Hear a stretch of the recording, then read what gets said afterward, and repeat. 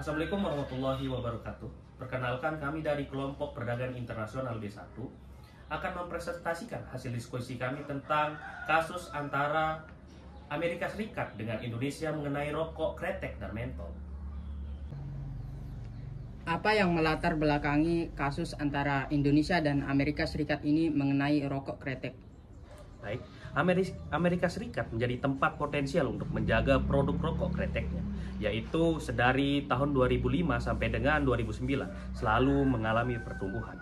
Akan tetapi diawali dengan Presiden Amerika Serikat yaitu Barack Obama melakukan rancangan undang-undang yaitu Family Smoking Pharmaceutical and Tobacco Control Act pada tanggal 22 Juni tahun 2009 yang kemudian berlaku pada tahun 22 September 2009. Peraturan ini menjadi awal sengketa antara Indonesia dan Indonesia adidaya Amerika Serikat.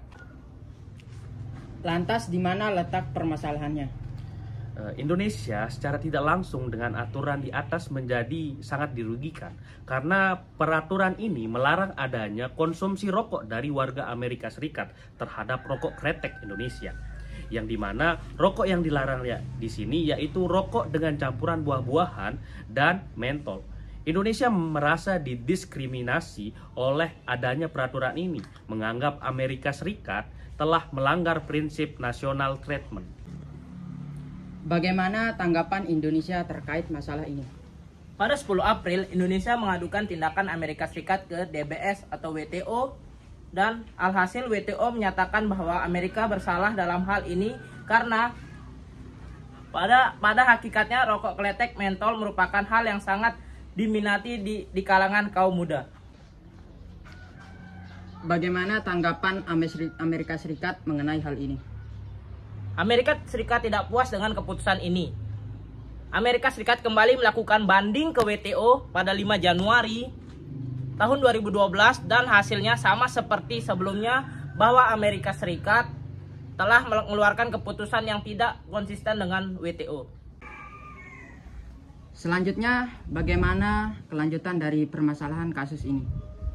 Indonesia merasa bahwa Amerika Serikat masih saja melarang beredarnya rokok kretek mentol Indonesia yang dalam hal ini Indonesia membawa kasus ini ke Badan Arbitrase WTO. Bagaimana hasil dari hal yang diajukan tersebut? Pada 24 Juni 2014, Indonesia dan Amerika Serikat mengajukan pemberhentian arbitrase dan meminta hasilnya tidak dikeluarkan secara publik. Mengapa kedua negara tersebut memberhentikan arbitrase tersebut? Karena ada hal yang mungkin tidak kita ketahui.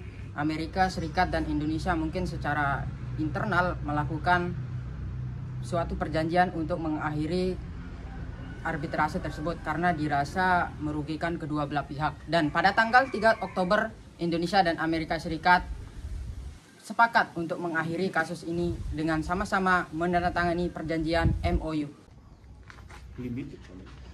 Jadi apa saja pelanggaran yang dilakukan oleh Amerika Serikat? Dalam hal ini, pelanggaran yang dilakukan oleh Amerika Serikat yaitu di mana kebijakannya yang secara tidak langsung mendiskriminatif yang berakhir pada merugikan perdagangan Indonesia. Dan kedua, kebijakan yang diluncurkan oleh Amerika Serikat ini tidak ada notifikasi terlebih dahulu kepada anggota WTO melalui sekretariat WTO. Dalam hal ini terbukti Amerika bersalah. Adapun prinsip-prinsip yang mendasari peraturan perdagangan internasional jauh sebelum WTO ini diterbitkan. Yang pertama, ada prinsip minimum standar yang dimana artinya adanya sebuah jaminan bagi para pedagang asing terkait jiwanya dan juga hartanya. Jadi ada jaminan dari pemimpin di suatu negara tersebut kepada pedagang asing. Dan yang kedua ada standard of idential treatment yang artinya di mana ada jaminan kebebasan berniaga. Ini berasal dari sejarah-sejarah zaman terdahulu di mana raja-raja memperbolehkan kebebasan berdagang di wilayahnya. Yang ketiga ada standard of national treatment, yaitu perlakuan yang sama antar warga negara sendiri dan asing.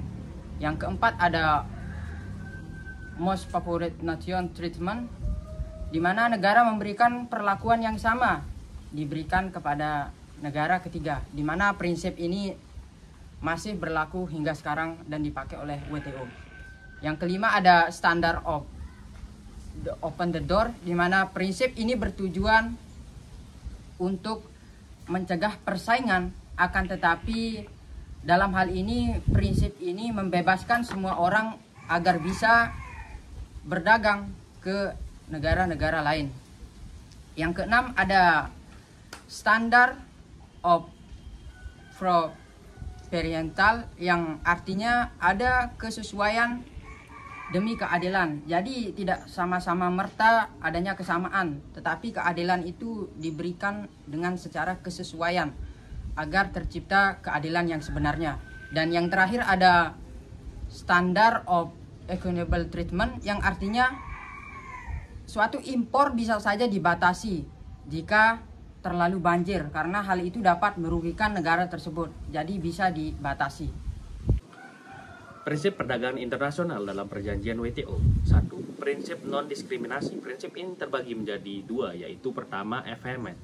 Prinsip ini wajibkan anggota WTO untuk mengenakan segera dan tanpa syarat melakukan yang sama bagi impor dan ekspor tersebut, sepanjang menyangkut negara anggota dari WTO. Prinsip ini dapat diabaikan jika ada anggota WTO yang membentuk suatu area, akan tetapi harus memenuhi persyaratan yang ketat. Sesuatu area. Yang kedua, national treatment, yaitu prinsip ini memberikan pihak lain perlakuan yang sama seperti halnya pada barang milik warga negara dan nasional sendiri. 2. Prinsip perdagangan yang lebih bebas, free trade, bertujuan agar terciptanya perdagangan yang lebih bebas. Jika ada hambatan, maka tidak akan dilakukan negosiasi. 3. Prinsip prediktabilitas, yaitu harus ada transparansi atau komitmen sehingga menciptakan pasar yang membuat orang tertarik terhadap pasar tersebut. Yang keempat, prinsip promoting fair competition, artinya meskipun pasar yang terbuka, persaingan harus dilakukan secara sehat. 5. Now development and economic forum, yaitu prinsip ini secara khusus untuk negara berkembang demi mendukung pembangunan negara anggotanya menjadi lebih maju.